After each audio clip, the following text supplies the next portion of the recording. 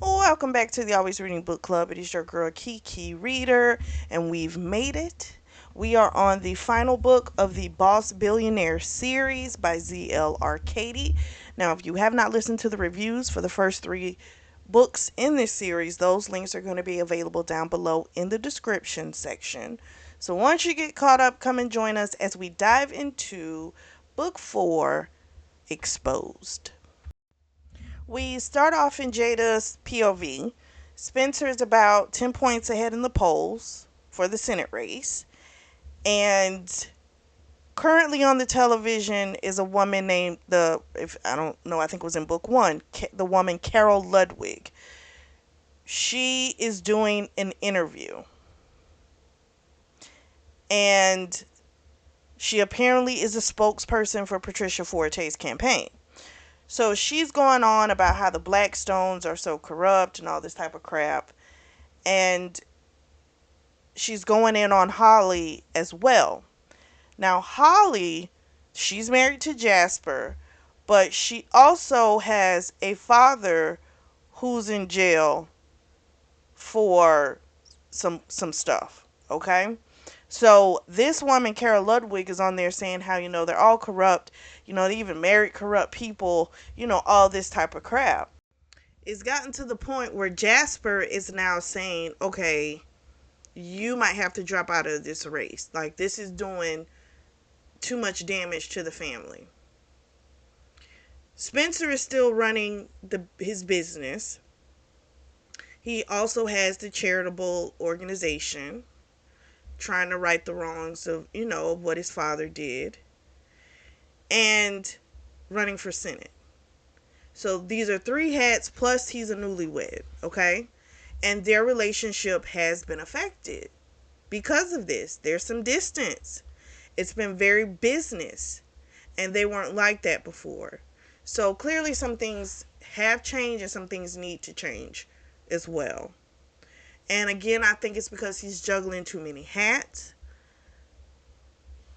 His campaign advisor, which is what she's doing, she just feels like he's ahead in the polls, but it's almost like, I wonder if him being ahead, is it off of, did he do something great, or is it just because people are still in awe and happy that he, tried to right the wrongs of his father? You know what I mean? I wonder if that's it. Because if that's all it is, it's not going to stay, he's not going to stay ahead. But we'll see. Hopefully they'll let us know why he's up, why, he's up. And is he putting a lot of effort into the campaign as well? Because that's a lot. A business, charitable business organization, and a Senate race, and you're a newlywed. Like, that just seems like a lot of pressure for a newlywed couple. That seems like a lot. So, when the woman Carol Ludwig is talking about Holly, this is what we find out Holly's father went to prison for. So he was taking money from low income places and living up on it, living the life on it. Okay? And they're saying, the Carol woman is saying how, Jasper helped her cover it up and all this type of stuff. She's saying, Jasper also helped his own father cover up his sins. Just like all type of crap, she's saying. And Jada's getting more and more pissed off as she's watching this. So Jasper made the comment, we need to get a real campaign person, because basically right now we're looking like some homemade crap. Because he's like, if you're going to do this, you have to win. So we got to get somebody in here to take this to the next level. So this has been a lot for Jada. Okay. So even though it hurt her a little bit, she knew it was the truth. So she thought of this guy named Jameson Cox, I think is his name. So this guy won't work for Patricia, and Patricia never wants to go up against him. So he might be a whole nother level of ruthlessness, but maybe at this point, that's what they need. Well, Jada knows her father is golfs with the guy, so she's gonna put a call into her dad to see if, you know, see if it's something he would be interested in doing, meeting up. When she calls her father, of course, was like, how are you? Where are you? Like all this type of stuff. And I'm still suspicious of the father. I am. Because it's like Patricia's been an awful human for so long. Like, I don't know. And he seemed to have such an allegiance to her. I don't know. I don't know. Um, she gets off the phone with her dad and she's watching the interview with the Carol Ludwig chick. And the guy is saying all this bad stuff about, I'm sorry, the girl, Carol. She's saying all this horrible stuff about Holly and saying, her being married to a Blackstone. And so the guy was just kind of like, okay, but Jada's Patricia's daughter, and she's married to a Blackstone. So what's the difference, And she's like, oh no, Patricia and Robert were, stellar parents, blah, blah, blah, blah, blah. Just a bunch of crap, okay? And Jada's starting to feel sick. And she's like, this is not the time for her to get sick. She's got so much stuff going on. Like, she doesn't have time to get sick. I'm going to go ahead and guess the heifer's pregnant. Because that's my first guess every time someone says they're sick in these books. You're pregnant. So they're staying at a Blackstone estate in Montecito. Because, being that he's running for Senate, the seat in the Senate seat for California, they've got to take up residency there.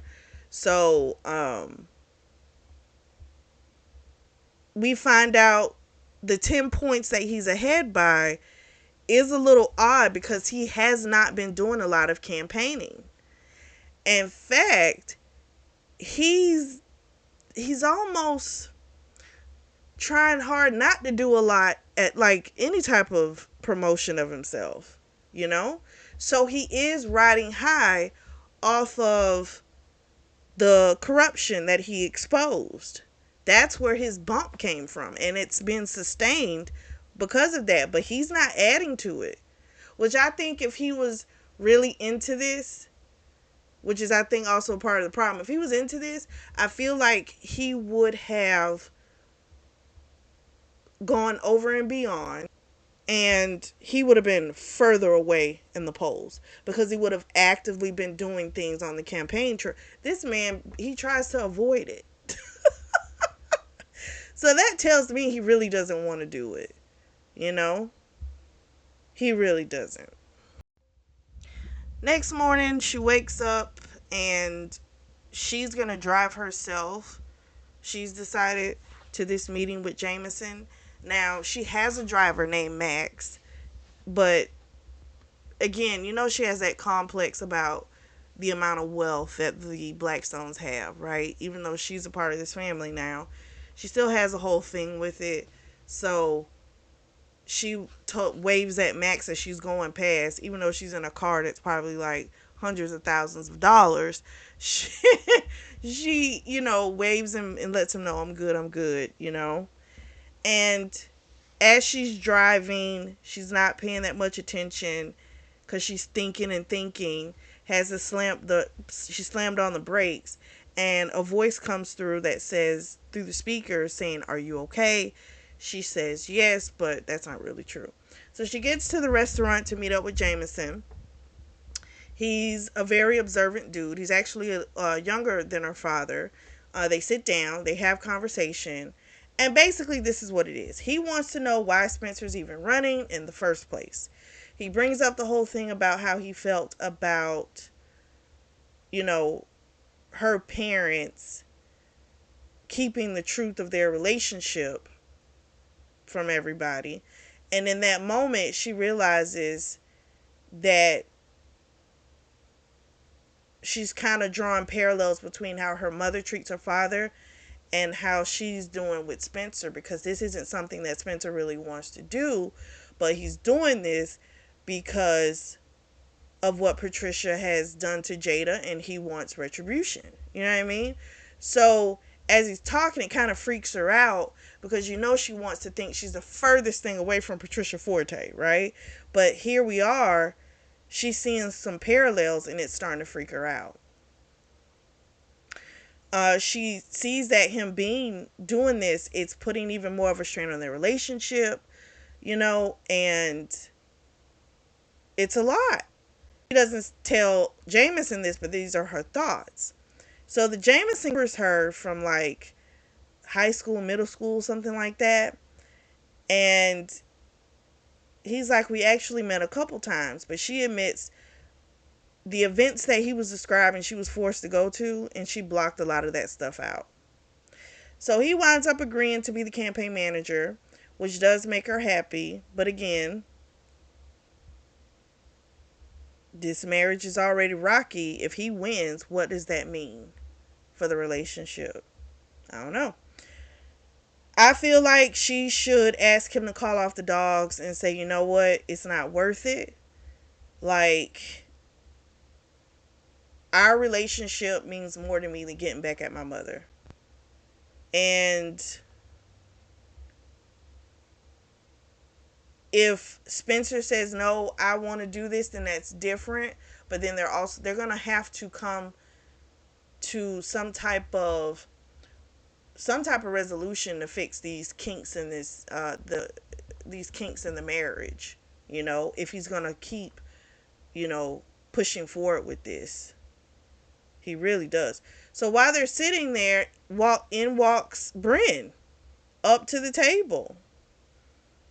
And she hasn't seen Bryn since Bryn came to the house in Wyoming. And I'm just like, oh my gosh.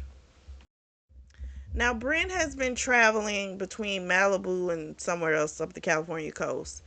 And she had stopped off at this place because it's one of those, fancy hotels that has this fancy restaurant inside of it. And she's stopping there for the night. So Jameson is looking at her, and he remembers, well, actually she was looking at Jameson too, and she goes, I know you. You got stood up at the altar by Becca Smith. And Jameson was like, yeah, that's true, like that's where she remembers correctly. And there's an event in San Diego that Spencer was supposed to be attending. It's like some super PACs that want to endorse him because he hasn't been taking any outside money. Spencer's been funding this himself. And so Jameson says, cancel the meeting tonight. And Jada's like, we can't do that. Like, I fought to get him to go to this. And he's like, listen to me. He needs to go ahead. He needs to cancel it. And I'm like, all right, this is who y'all making a new campaign manager. So, okay. So she goes, okay. She left out to go and call Spencer. She's feeling dizzy. Spencer, the one thing she loves with Spencer is when she calls him, he answers. Doesn't matter where he is, he answers her calls. And she told him about, hiring the dude to be the campaign manager. And then her head starts spinning even more. And all of a sudden he yells Jada, but she said Spencer, and then everything for her goes black. Now, let me go back a little bit. She did also invite Bryn to stay at the estate in Montecito. She's like, why not just come and stay with us? You know what I mean? And it does notice there seems to be a difference with Bryn. There's a contentment that was not there before. Before her eyes used to be devious, But there's a real difference. So, we'll see. But I feel like it's going to be some shit. We switch to Spencer's POV, and he's screaming out Jada's name because she's not answering. He's calling the phone back. No one's picking up. He is freaking out. Then finally someone picks it up and it's Brandon, and she tells him Jada passed out. They're having the medical people on site check her out. And he's like, no, call an ambulance. Get her to a hospital. And she's like, everything's okay. It's okay. He's like, where's Max? Because she should have had a driver. And so then our girl Jada passed out again. So Bren was like, oh my God, she just passed out again. He's like, call an ambulance. He's like screaming. She tells him someone's calling an ambulance. I'm going to stay with her, but you need to get here. And he's like, fine. So he's worried because Bryn, who he knows, does not really care about anybody but herself. So now he's like, I got to get back now. Because I think he's in New York, if I'm not mistaken. So he's like, I got to get back. So he goes to his assistant, has her make the arrangements for the PJ, and then she told him after he was like spewing off all the bullshit he needed, she told waiting for him. So she's like, they gave me this note to give to you. So the crazy thing was, when he was on the phone with Jada, he was just about to tell her that the campaign was over, he was done with it. He doesn't want to do it. And the initials on the paper showed GJSOS. So those are Gina's initials. And we find out that he had talked to Gina at the Christmas dinner to like find out why she was there or whatever. And she had said that she was hired as an escort for Robert, but it's like the guy wasn't even thinking about sleeping with her. He was just really nice and charming, that type of thing, but he wasn't interested in her like that. And being that way with her, when she had made the comment, when he asked, how she was, and or something like, where is she from, or some crap like that, she made the comment, hell on earth. And he just said to her, like, basically, you decide what you want to do in this life. If what you're doing feels like hell, then you got to change it. And that prompted her, she got out of the prostitution game. So now now he's thinking like, okay, they had that conversation back then. So now what the hell does she want? He goes into Gina. She looks different. She's not wearing a lot of makeup. She's got this short, dark hair.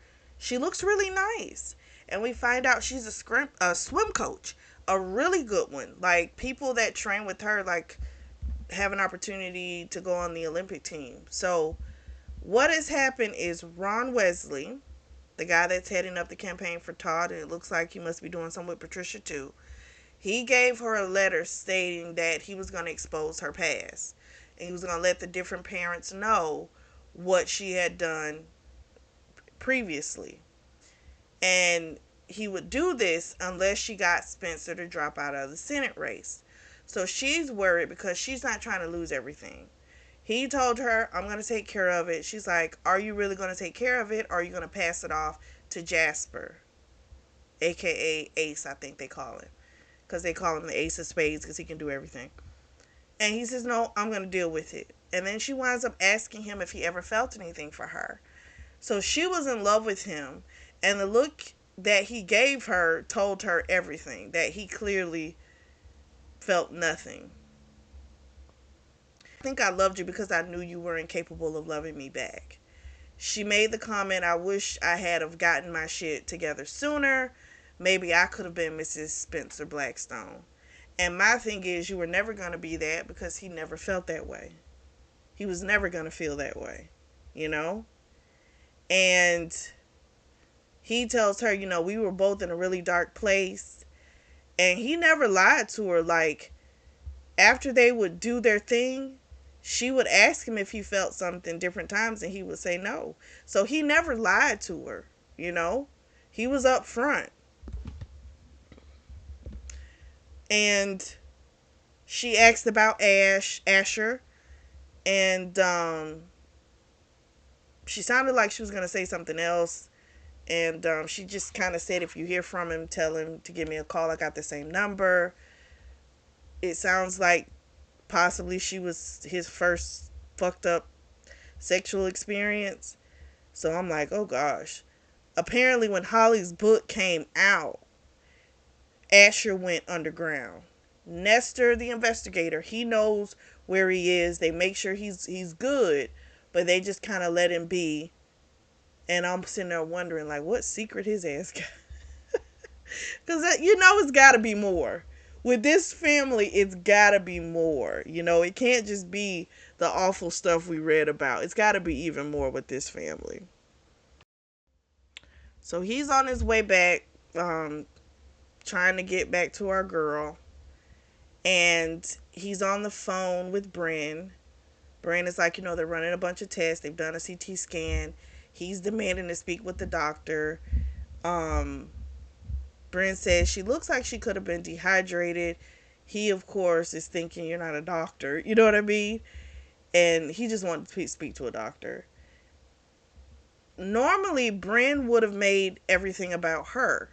But she seems to be even toned, and actually worried about Jada, which is freaking him out because this is not her.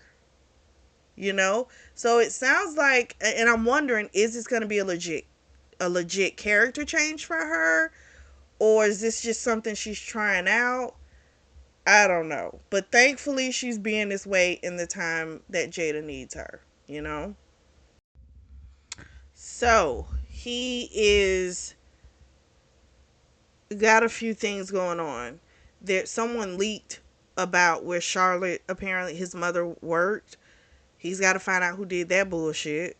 Um, he has some damaging info against Patricia, which he plans on unleashing whether he's running for office or not.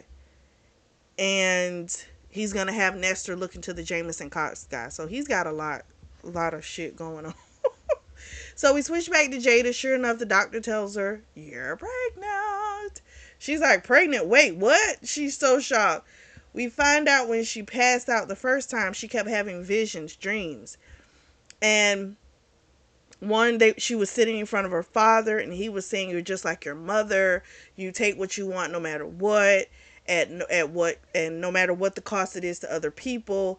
She kept fighting to say no as she was trying to come out of the trance. And then when she came to the second time, she was in the hospital with Bren, and Jameson was in the room as well. So Jameson left out to handle some campaign thing. Um, she was going to tell Spencer to get out of the race. She knows it's not what he wants to do. She feels like he might not even love her anymore because she is pushing him to do something that he doesn't want to do. Um, the doctor asked her, like, when was the last time she had a period. She had to really think. It was like 6 weeks ago. She's like, "But I'm on birth control." The doctor's like, "That's not 100%.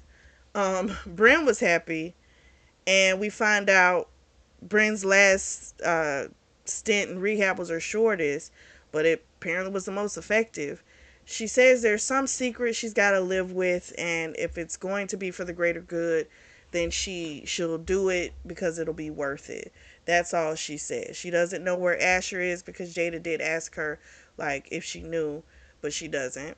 And then the doctor said something to her, um,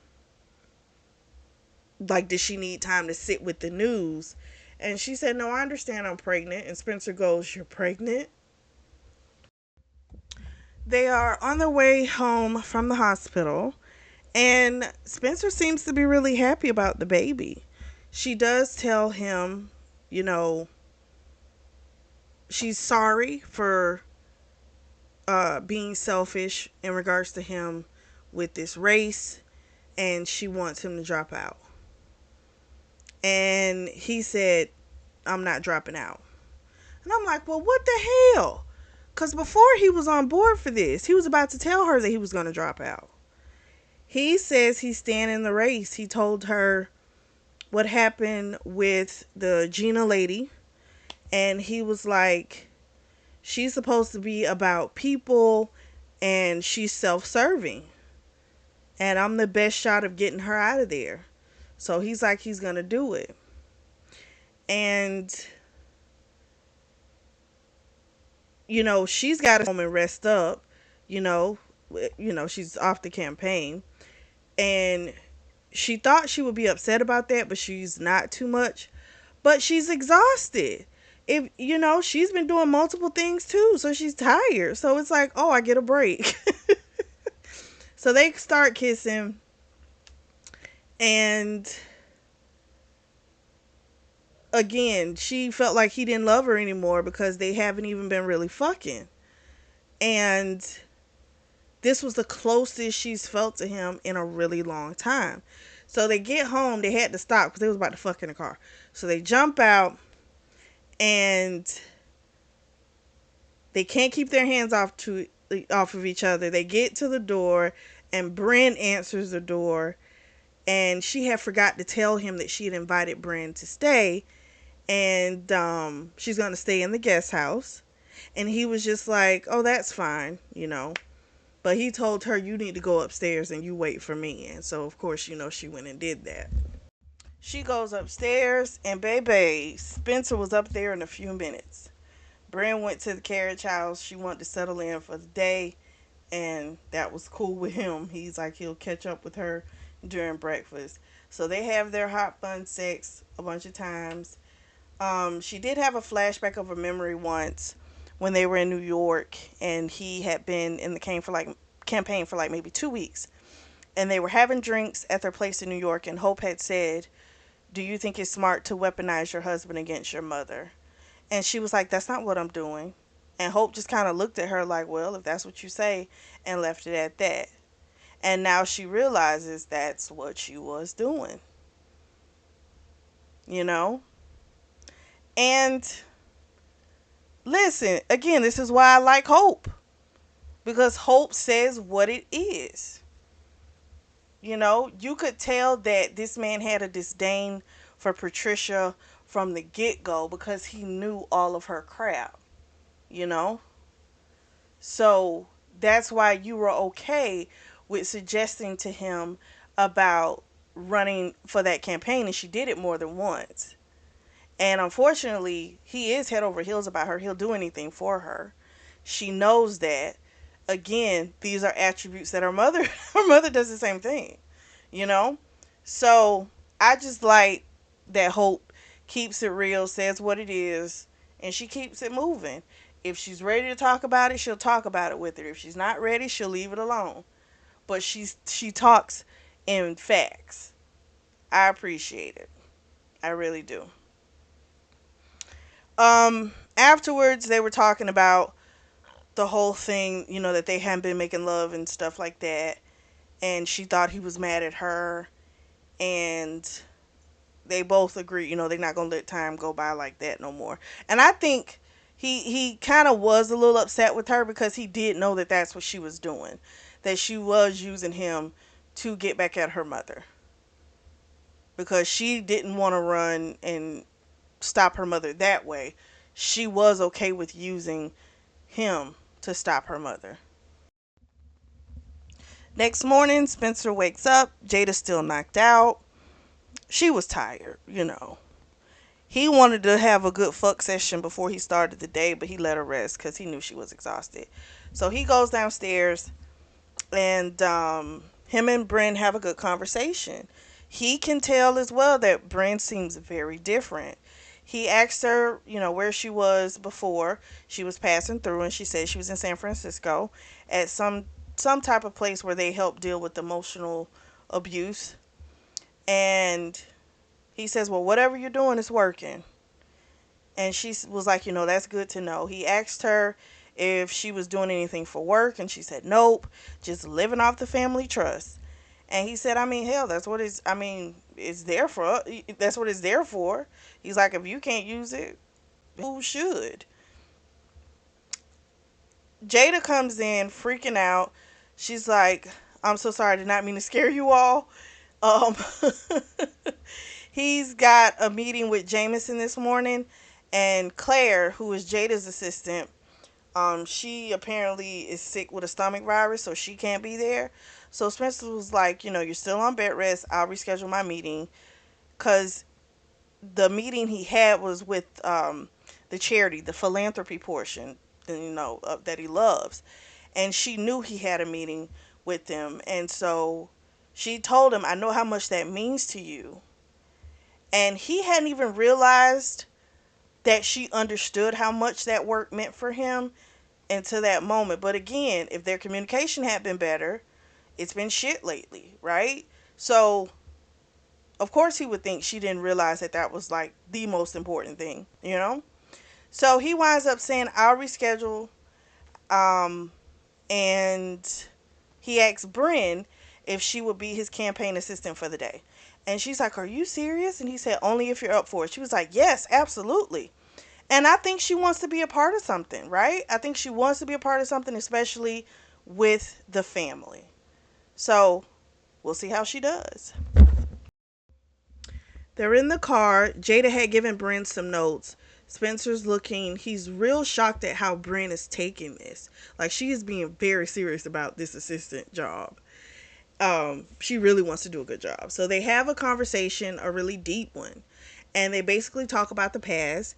He asked her if Randolph, their father, had ever touched her. She said no, but he tried. And she said Jasper put a stop to that, and he never tried it again.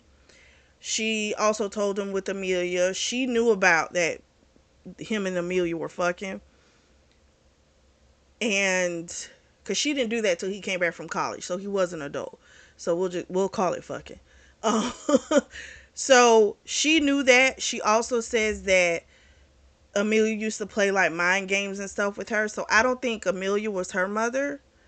I think they all have different parents because the dad was effing all them different girls.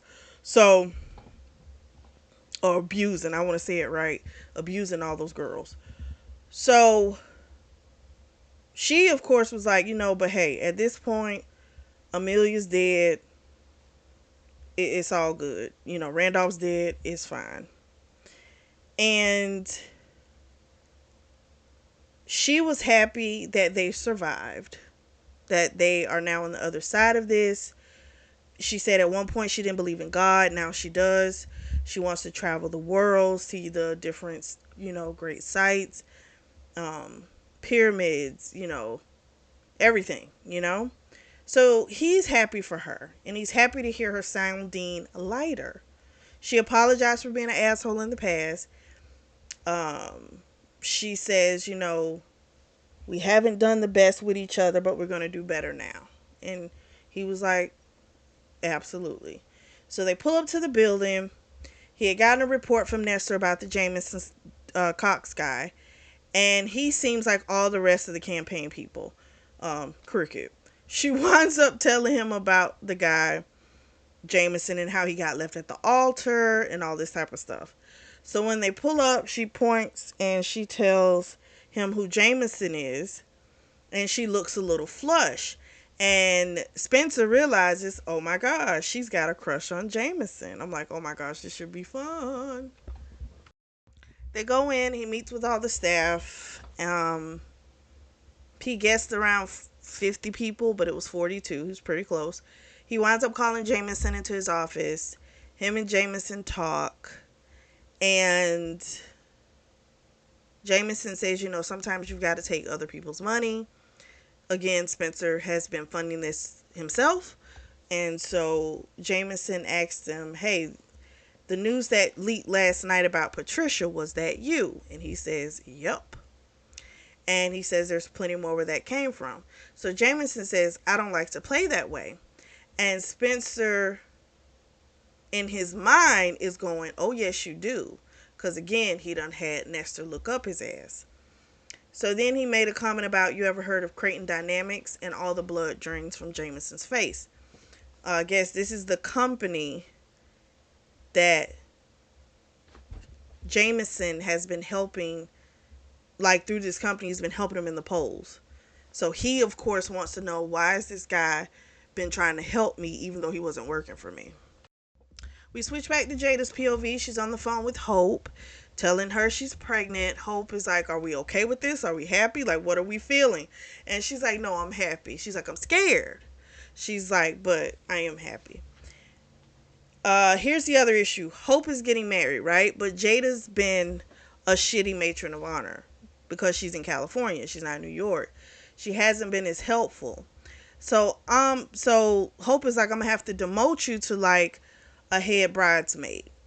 And she's like, what? And I'm like, I'm with Hope. Bitch, you ain't doing your fucking job. And I get you got a lot going on, which is another reason why this is not the thing for you to be doing. You know what I mean? Like, no. I get it.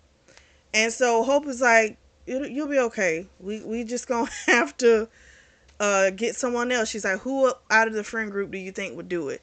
They both said Angela. That's not who she wanted, but Angela, she knows, is gonna get her to the finish line. So she gets off the phone with Hope. She does feel a little and she goes to eat her feelings. And she's eating some pastries and she's gorging on them, and all of a sudden threw it all up. So Rita, who's the like breakfast head chef, she brought her some ginger and lemon tea and told her that's gonna help her with her nausea because it helped all three of her pregnancies with her boys. And she of course was like, I'll tell you more if you want to know. And she was like, yes please, because she's like a sponge, she needs the information. Spencer comes home later. He had heard about, her throwing up. She was like, I'm so embarrassed. He's like, you shouldn't be. Your body's changing, blah, blah, blah. So they start kissing. And then all of a sudden she starts feeling woozy. He's like, it's okay. I've been reading up on it. You might not, be able to do anything sometimes. It's fine. And she got back okay. Got back in the mood. And she was like, but this time can we just make love? And he's like, absolutely. So it is time for her to go to her first prenatal appointment. Spencer's already gone for the day, but he says he's going to do his best to make the appointment. Max is going to drive her from now on. That is a non-negotiable. She's okay with that because honestly, the fact that she fainted freaked her out so bad. And Rita left her some tea, the tea with the lemon, and whatever else the other thing was. Some crackers, different stuff to make sure she will be able to fight the nausea throughout the day. And then she gets to the doctor's building and Max is coming in with her and she looking kind of crazy, like, what are you doing? And he says, Mr. Blackstone told me to stay with you until he got here. She's kind of annoyed because she's on the phone with her dad because her dad had called her and left a message. And so he was saying about how he wanted to do dinner, so she could meet her brother Stefan. And she was calling him back, and she said, what did she make a comment? When she called him back about the dinner, she said, not this Friday, because I'm on bed rest. So maybe the following week. And he said, wait a minute, why are you on bed rest? And so she tells him she's pregnant. And he was like, does your mom know? And she was like, no. And I would appreciate it if you didn't tell her. And he was like, okay, I won't. Because she made a comment. She was like, did you forgive her for framing your son? And he's like, no, I haven't. She's like, okay then, So he agrees to keep silent. He said something like, even with all her faults, she wasn't like this when they got married and all this type of stuff, that she changed over time, blah, blah, blah, blah, blah. I'm like, I don't really care. She's done some awful shit. Like, for real. And you don't get to do awful shit to people and then you want to be a part of their special moments. You know what I'm saying? Like, nah. So she's gonna have him and her half brother, I guess, come to the house because hell, they got the best chefs in the world working for them. So they'll just do that. So he, of course, tells her, take care of yourself, get the proper rest, eat what you're supposed to, all that, whatever. So she goes into the doctor and she wants to know how long she has to be on bed rest. And the doctor's like, as long as you do what you're supposed to do, you don't overexert yourself, you know, you, you don't have to stay on bed rest. You do need to for a little bit because you did just pass out yesterday. So, you know, but it'll be okay. So then they do the ultrasound, and that's when Spencer walks in right on time. And the doctors, she said to Spencer about what the doctor said with the bed rest. And Spencer kind of looked a little like, ugh. Because, for him, he just wants her to be okay. He doesn't want her to have to do anything or go through anything she doesn't have to. So he liked having her on bed rest. But she's like, they'll battle it out. But she's up for it. They leave out of the doctor's office, get to the front doors. There's paparazzi. But they're strange looking paparazzi. They're like really dressed really well. And I don't know. It was weird. She noticed that. He now has a scowl on his face, Spencer, because he can't stand the paparazzi. And they leave out. He kisses her. Max takes her back to the house. And one of the staffers, Lourdes, which she calls everyone by name, okay?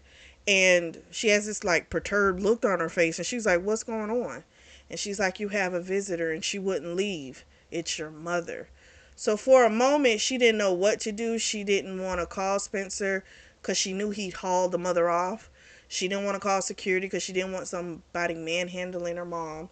It's like this whole range of emotions that she goes through. And then also happy that her mother came to see her, hoping that her mother would, was coming to apologize for her transgressions. Just a lot of feelings she's got. So she goes to the parlor where her mother is, and when she gets there, she just says, "Mom." Her mother says, "Are you pregnant?" And she's like, "How did you know?" And her mom goes, she's looking at her mom. Her mother looks frail. Her mom normally dyes her roots. Honey, they're gray. She looks fragile.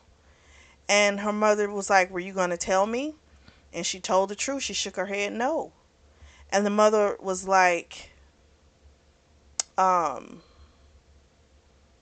they just had like this. She was about to walk off after that statement. And Jada asked her the first question that came to her mind, which was, why did you hire Carol Ludwig? And her mother said, you know why, and I'm sorry for all of it. And she left. So afterwards, she just kind of sat in the parlor, just thinking of different scenarios of what could have happened, what that argument could have looked at like. She messaged Spencer to see what he's doing and to see if he has any work for her. And eventually he responds, you can handle acquisitions. So she goes to his office and she knows all his passwords. She logs in and there's a message from the investigator, Nestor, which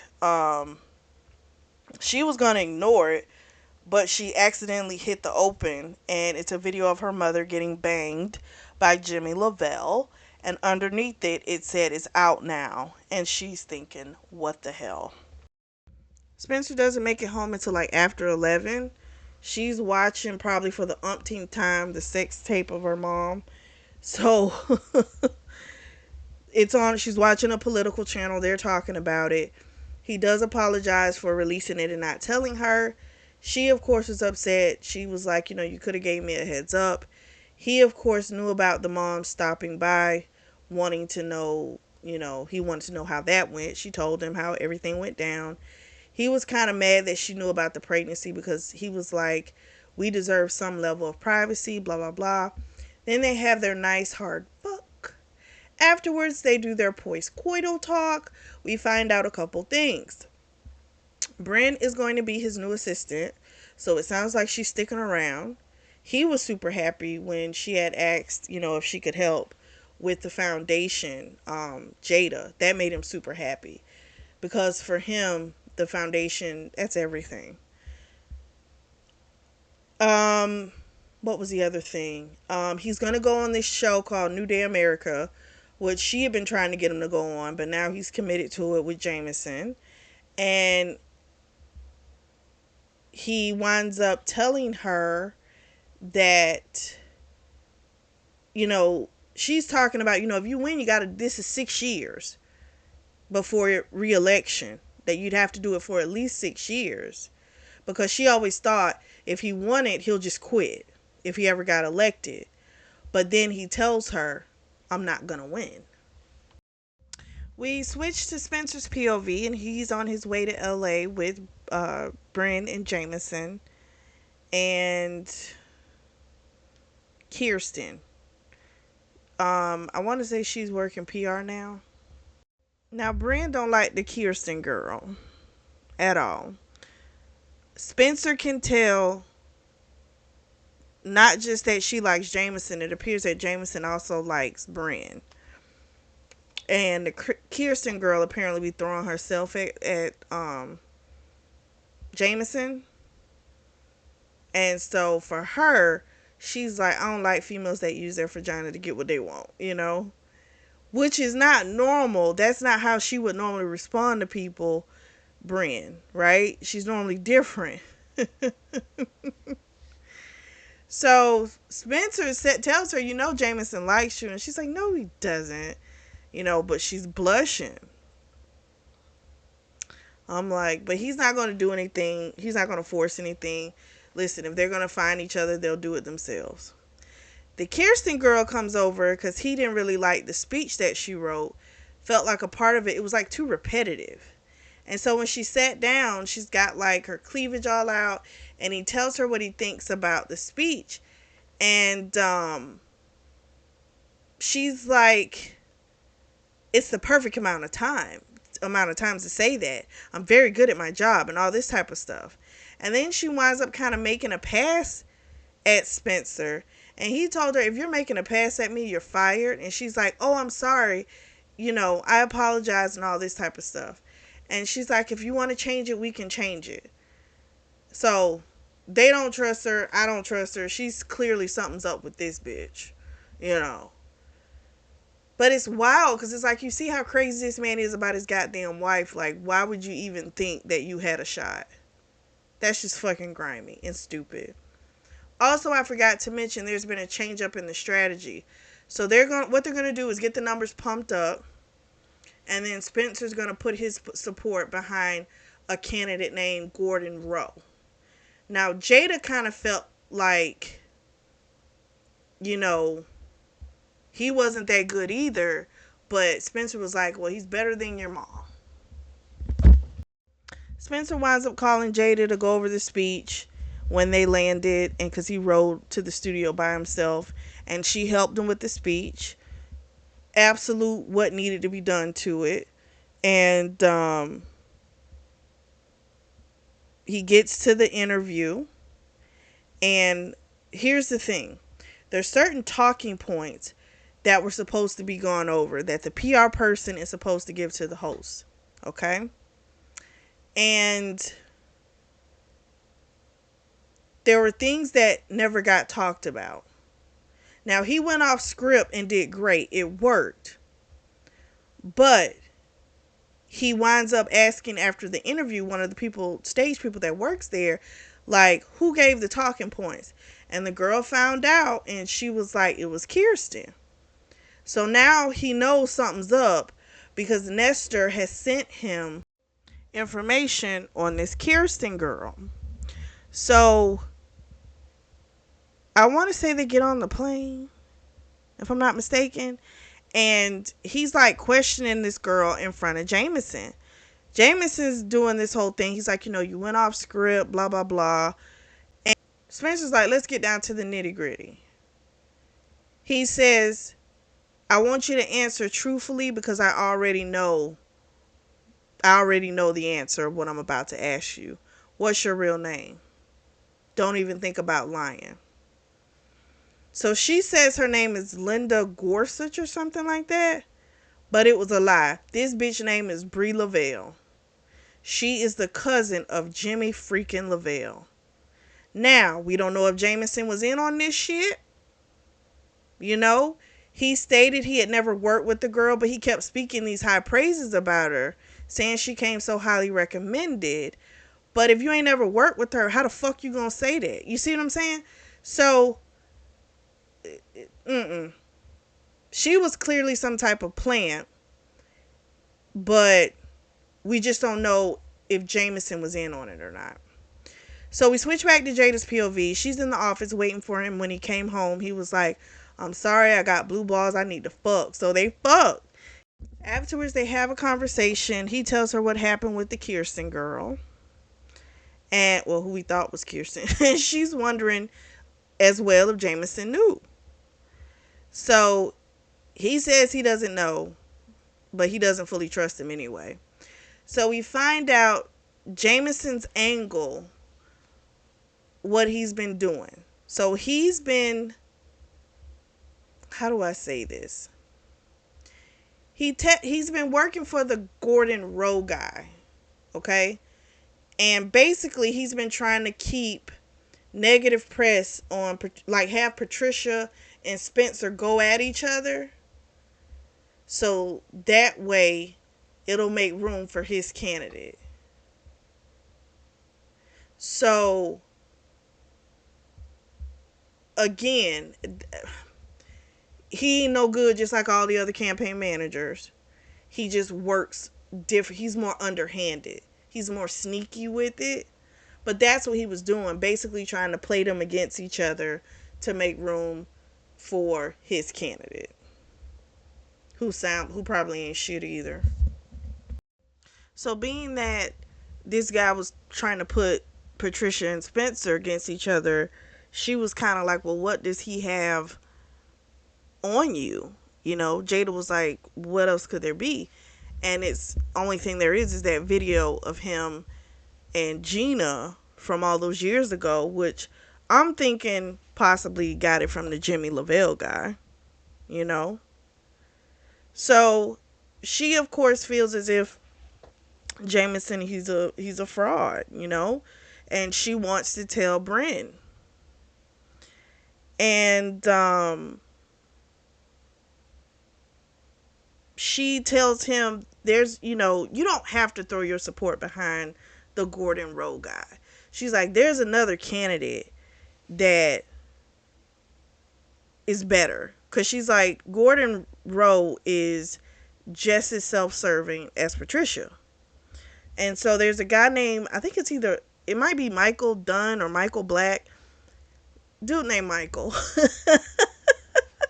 And she's like, we should take a meeting with him. You know, because if you're going to throw your supports behind someone, it should be someone that you can believe in. So he agrees to the meeting. They, of course, fuck again. And I'm like, okay, let's see how this works out.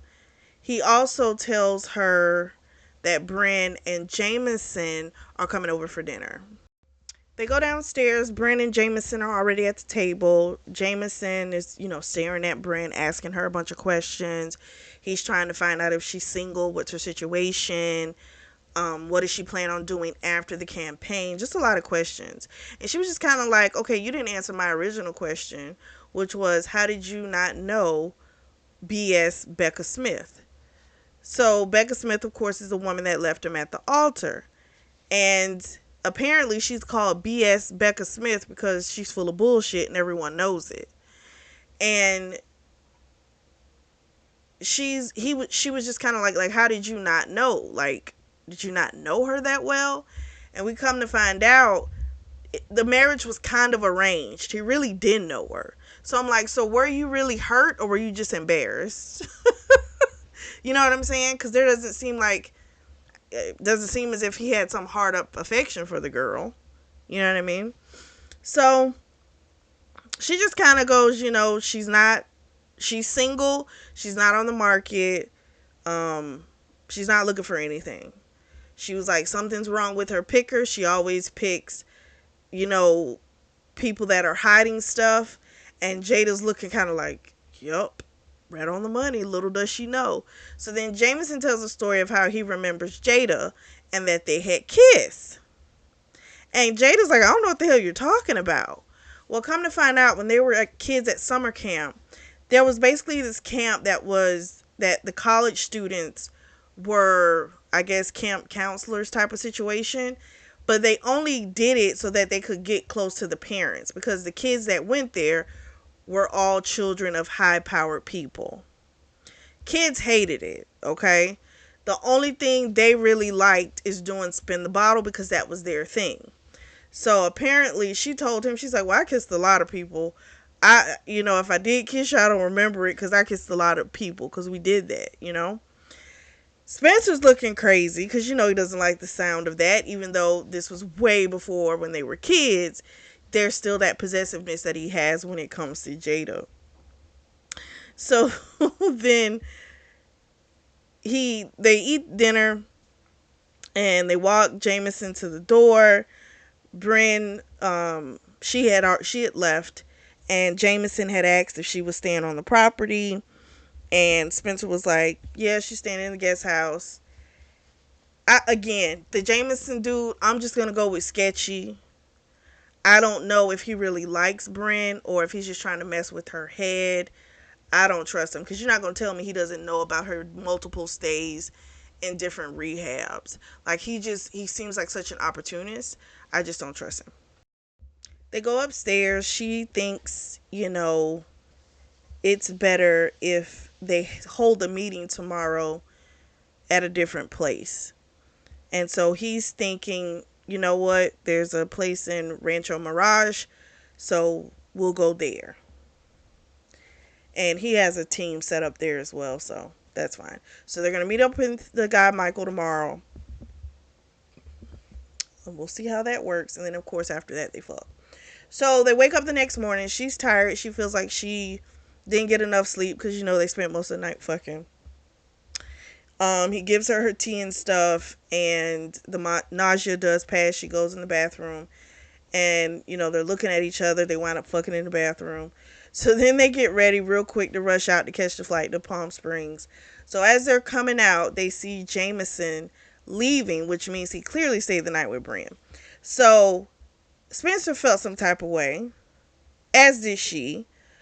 And Jada was like, we need to tell her when we get back, And he's like, no problem, So she's giving him the information about the Michael guy. He's 43, married, has a set of 4-year-old twin girls.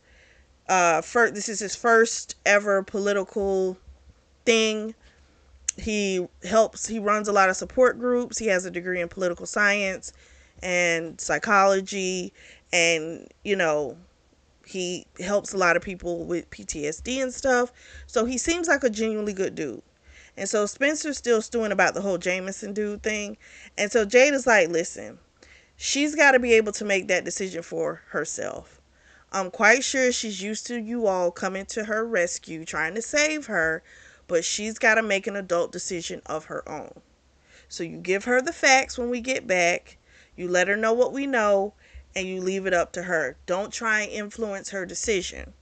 He reluctantly agreed. However, he did message Nestor to find out everything about Jameson's father, Boomer.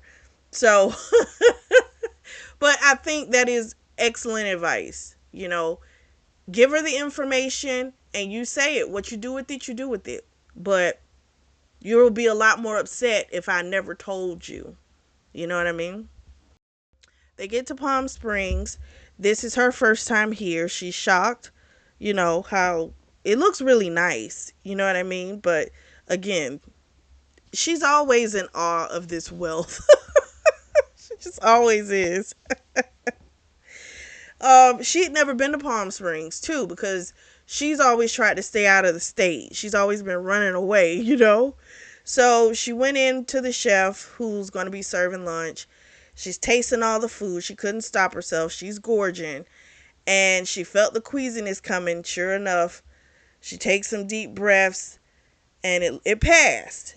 But then the Michael guy arrives with his campaign manager. And when she goes out to meet him, sure enough, boom, throws up all that rich food she just ate. She goes and gets cleaned up, comes back out, apologizes. She's like, I'm so sorry I'm pregnant. And they were like, well, congratulations, blah, blah, blah. It's fine. They sit down. The Michael guy, here's his thing. He doesn't like playing political games, okay? Roger Holt is his campaign manager. And he was kind of like, how do we know you're really going to drop out of the race? You know? He also said that he had received a tape where there were different soldiers on there saying that Michael was guilty of war crimes. And this was not true. But someone had left a message saying it doesn't matter if it's true or not. So Spence was like, I'll take care of the tape. You don't have to worry about that. So Jada joined in and she told them, me and my husband are going to focus more on the foundation, which lines up with the interview that he did on New Day America, right? And she was like, we'll also get some press covering some candid shots of you two, so that way people will, they know if they were going to vote, a vote for Spencer is a vote for you and vice versa. So when Spencer does drop out, they'll be like, oh, well, he dropped out. It's fine. We're just going to vote for the Michael guy, So Michael and Roger, they're on board. And they went to this place that's like considered the Rodeo Drive of Palm Springs. Jada and Michael's wife, what was her name? It'll come to me later. But she had her guard up at first, understandably, right? And Jada starts talking to her about being a mom, and the woman's face lit up, and she gave Jada a lot of good advice, told her, you're eating too much. You have to eat smaller meals, and that'll help with the nausea. It's also going to help with the heartburn. Jada's like, I haven't gotten heartburn. She's like, it's coming, Deb, that's her name. Deb. So Holly, who's the VP of programming at the BCN network, she's gotten a cameraman out there to get these shots of them together, and we'll see how this works. They get a report back from Nestor about Jameson and his father. She's a little worried because it's like we don't know all the details of everything, when it comes to them. Boomer, the dad, and Jameson, the son. And the fact that he was willing to go to these lengths to try and get his candidate, like, what else would he do? Another thing, the guy, Michael, was like, what is this going to cost me? And Spencer was like, nothing. I don't do that. You got to do for me or this and that. He's like, it won't cost you anything. Which I can understand the Michael guy thinking that, this is he's giving him something huge. He's basically almost giving him a Senate seat if this is done right, So we switch to Spencer's POV, and he goes and tells our girl Bryn the information. So apparently after Jada had fainted, we find out he had called Jimmy Lavelle. Jameson did. And then while he was at the hospital, he called Jimmy Lavelle again, as well as the Brie Lavelle. So it's looking like he knew who she was. And Spencer was like, I'm sorry, I gotta tell you this. She's like, no, you're good. She's like, you're not saying anything to hurt me, you're just giving me the information. And she was like, she's like, I had sex with him. Leave it to me to pick the wrong person.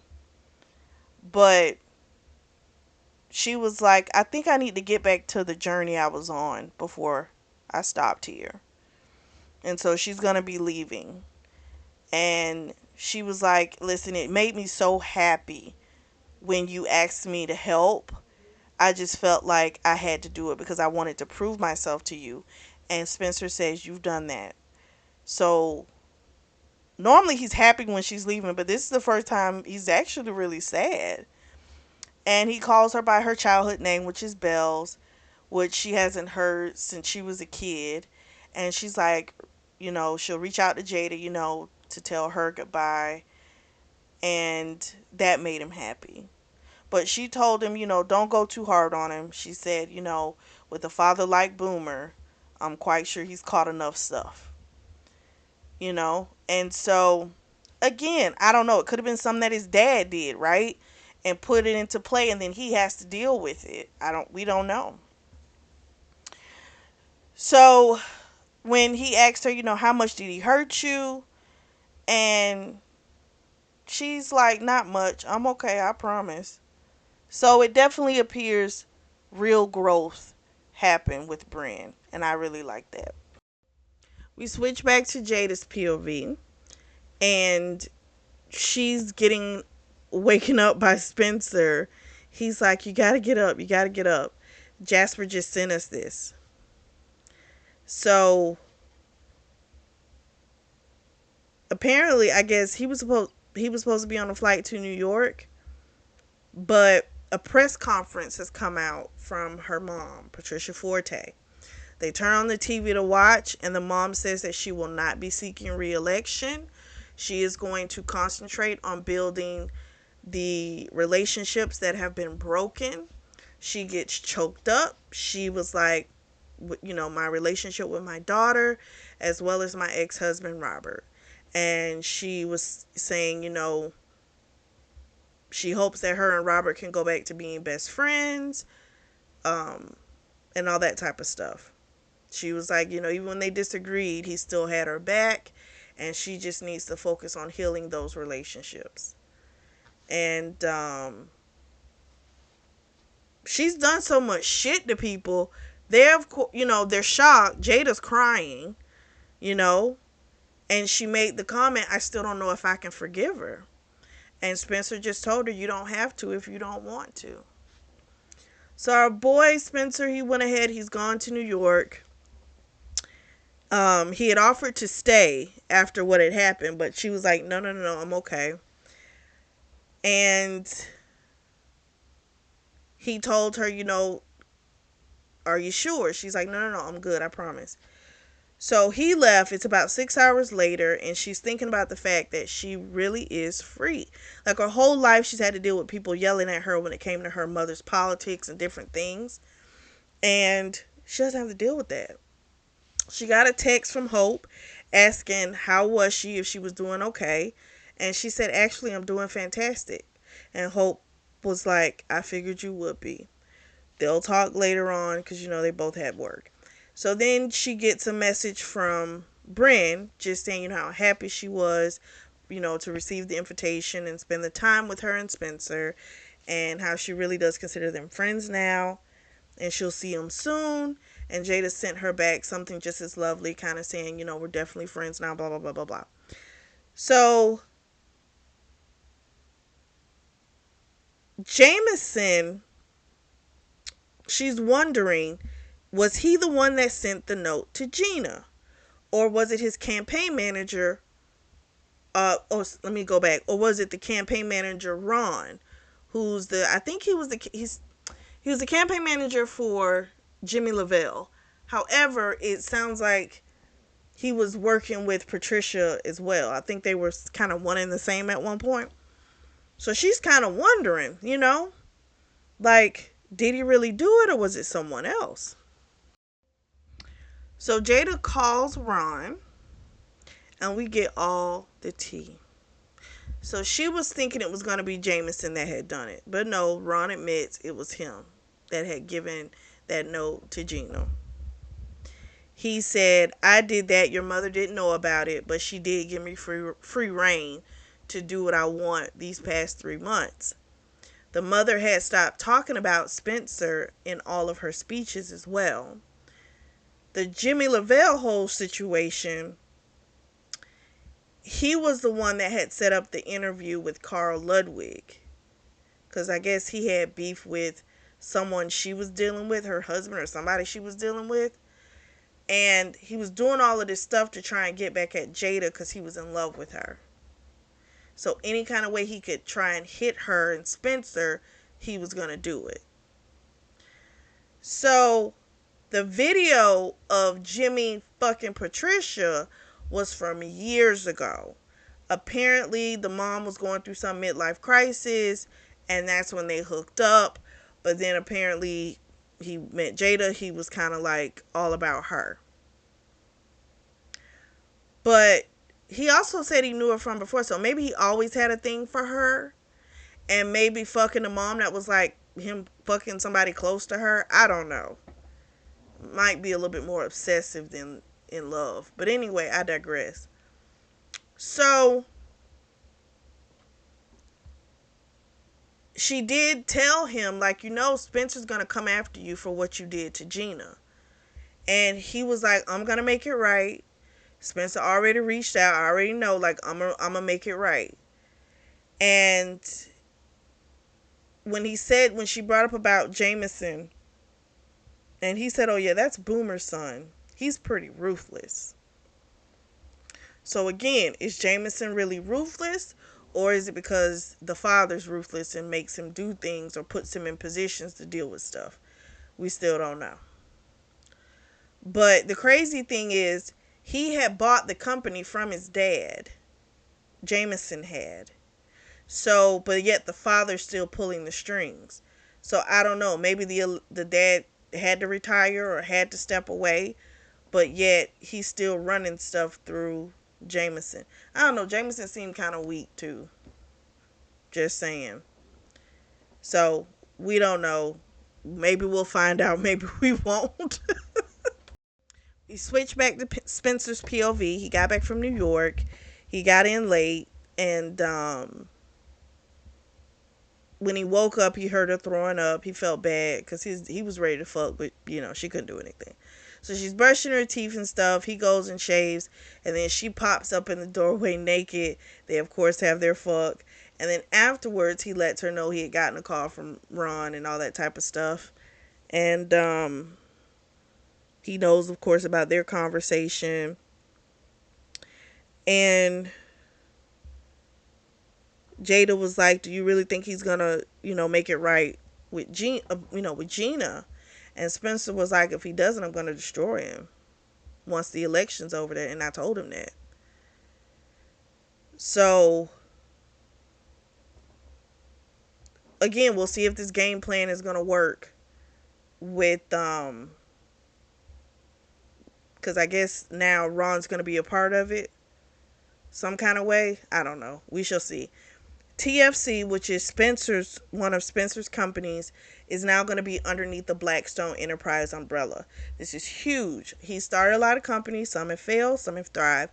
But this is the first one that is going to now be pushed underneath the umbrella of the Blackstone name. And it's super wonderful. He even cried when he found out on the plane. So he went to, I want to say, Sacramento. He had some interview stuff to do, and he met up with Michael, and they're actually kind of friends. Like, Spencer thinks he's a genuinely good guy, and the guy thinks pretty highly of Spencer. And Spencer said he's gonna get some top-notch therapists to help the guys with their different issues, and the dude was like, that's gonna be really expensive. He was like, no, it's fine. I'll pay for it. He was like, I just want to be of service any way I can. I think that's good. So him and Jada will be doing, I think great, focusing on the foundation, helping people. That's what they all want to do. So it's like you can do it in different ways, and I don't think he would have been able to do it to the effect that he wanted in politics. But with this foundation, he's able to really do it. So I think that's cool. So he gets back home, and I think it's a Friday. He's supposed to drop out of the race, I want to say on Saturday, if I'm not mistaken. So when he gets back home, he's greeted with a cake from Jada saying, congratulations, baby, on being a part of the Blackstone Enterprise. Because she knew how much that meant to him as well. They're on the way to New York, and we're back in Jada's POV, and he's gotten a message from Boomer saying you'll pay. And he got a voicemail from Jameson saying to Spencer, Maybe I wasn't above board about everything with you, but damn it, you should have let me talk to your sister myself. You should have done that. Like, I love her. So, I mean, but I'm like, then you should have fucking told her. Just saying. As a brother, if he knows something, you should tell her. I get people not wanting to get involved with other stuff. I'm big on that. But at the same time, that's his blood. He actually loves and likes his sister. So, hey, it is what it is. I think he saw his sister, of course, making good strides. She's trying to become a better human. And he didn't want to allow somebody to come in and fuck that up. And he know about it and not say anything. He did the right thing. So, they had an event in New York. She's worried about Boomer's threat, right? You'll pay. Whatever information he has, they come back to California. It's Friday. She tells Spencer, I think you need to go ahead and drop out of the race now. I think now is the right time. And he's like, Ron is saying we need to do it on Saturday, blah, blah, blah. It's all set for Saturday. You know, that's it. So she left it alone. She's like, all right, come hell or high water. I got your back regardless. So she talked to him about moving back to New York. Her and Holly have been talking about them sharing a house together. So Holly and Jasper have like this 8,000 square foot home, penthouse. It's a home. But it used to have two kitchens and things like that, but they turned that into like a room. But they can make it, it's 3 floors. So the middle floor can be like the common area for everybody. And then the top would be Jasper's and Holly's with their kid. And then Jada and Spencer would be on the bottom floor, with their kid. And it sounds cute in theory, but Spencer was like, I need to be the man of my own castle. And she understood, because you got to think about it. If he spent his whole life trying to measure up to this person, now I got to move in with him and I'm on the lower floor. No, that don't work. I think find a place close to him if you want your kids to be a lot closer together, not have to go too far to get to each other. You can do that, but you ain't got to be in the same actual penthouse. Even though 8,000 square feet is a lot of fucking room, but I still understand Spencer's point of view on that. So we've gotten to the dinner that night. It's Friday, and her father Robert and her brother Stefan, they're supposed to be there. She's nervous. Jasper sent over Chef Bart to cater the event, and she is so nervous. So she goes downstairs, her and Spencer, and there's her dad Stefan, her brother. Wait a minute, I said that's so wrong. Her dad Robert, her brother Stefan, a petite blonde woman that we find out her name's Lila, and Patricia Forte. She, of course, is so shocked to see her mom. She's just like, I need to talk to you two now. So she takes her parents to the parlor and they have a conversation, and this is what we find out. The mother, of course, apologizes for what she did. Apparently, she was abused as a child. Her mother would allow her husband to like do whatever to her, and she didn't protect her. And so her whole thing has been, I have to have absolute power at all times so I will never get hurt. She says she's getting help for it. She knows she was wrong. She knows she's done a lot of wrong things. She told her, when you cut me out of your life, I knew I had done I was somewhat of a good parent, because you were able to cut off something that was toxic, which was me. She told her, she never wanted her to use her appearance to get ahead. Because of that, that's why she was so hard on her, all this type of stuff. And made a little sense how she was, made a little sense what she was saying. The Lila woman, apparently she was there for support. They were all friends in college. Lila, Robert, and Patricia. So anyway, the dad, hugged her and, doing the whole we're a family bullshit. And so she said to him, you forgiven her for what she did to you? And he was kind of like he's working on it or whatever, blah, blah, blah. So she says she's gonna do her best to, be a better person, all this type of stuff. She appears to be different. I think her giving up that seat, that Senate seat, I think that said a lot. I think that meant, which is probably why she cried when she found that out, is because she knew for her mother to let that go, her mother knew she was at rock bottom. Like she knew she had really pushed her kid away for good. Because all the other times she do shit, but she gets her to come back. There's still an opportunity to get her to come back. And this time she did it. This girl had she had the right type of, what's the word? She had a good support system. Hope has always been a good one, but Hope's only one person. She had like the Blackstone family this time around. And she realized if I want my mother, but I don't have to have her and I can still have a good life. And I think when that mother realized, oh, she done cut me off for real.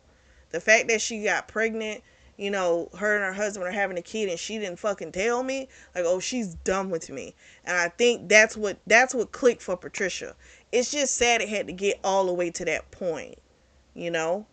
That's what's so fucked up. But sometimes people just, they need what they need in order to get to that lowest place. So they go back out, and Spencer, of course, is looking at this bitch crazy because, he does not trust Patricia at all. And he says to Stefan, like, oh, so you forgiving her for trying to frame you for that shooting? And Stefan said, hell no, I don't trust her. She's a wicked witch of something, he called her. He said, I want to get to know my sister. That's why I came. And he's a pro surfer, and he's going to teach Jada how to surf after she has the baby. And that made Spencer happy because it was like, okay, he's not deceived by Patricia.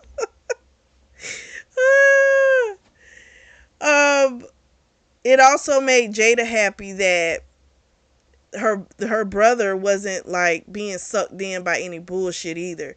And this could be legit on Patricia's part, but he's still, no bitch, I remember what you just did to me not too long ago, so I appreciate it. She gorged on food that night because it was so good, and she threw up afterwards, but she didn't care. After everybody left, she didn't give a shit. It was just too good. So the next day, it's Saturday, it's time for the press conference. She was still throwing up, so she couldn't go physically, but she watched it. And so Spencer makes the announcement he's dropping out of the race. They asked him who would he vote for. He, of course, says Michael. And that was that. So she'd been wondering, like, when is the other ball going to drop? Like, when is the other ball going to drop? Spencer comes home. They fuck all day and night. Great time. Later that evening, Spencer gets a call. And the way he was acting, she's like, who is it? He gets off the phone, turns on the TV, and the news is showing that Randolph Blackstone's nurse has come forward stating that while he was on his deathbed, his children, Asher and Bryn Blackstone, offed him. And then Jasper calls them, and I'm like, oh my gosh, this is about to be some real stuff. So the last bit it tells us is Asher. It goes to Asher's POV. Asher's been gone for 5 years, same amount of time that the dad's been dead.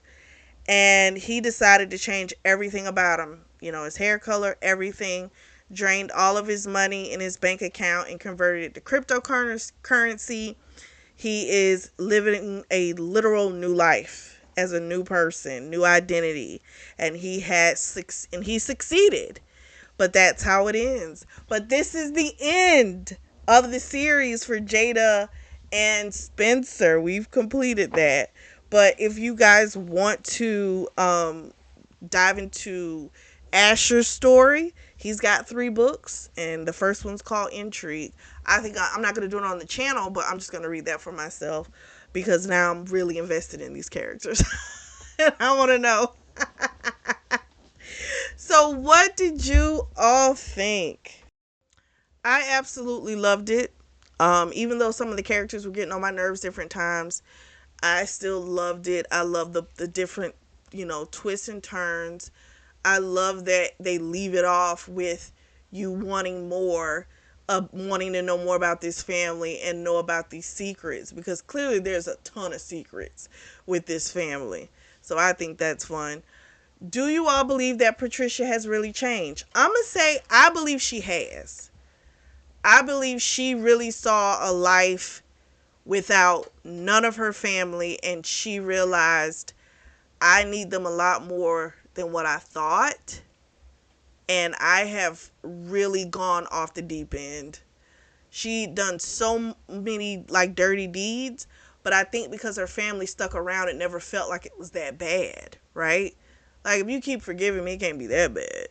But I think once it became like nothing to do with you and life changes are happening and I still want nothing to do with you, I think that was what brought her to her knees. I will say that. So I do believe she has changed, because she doesn't want, she first of all, she doesn't want the wrath of the Blackstones at her either.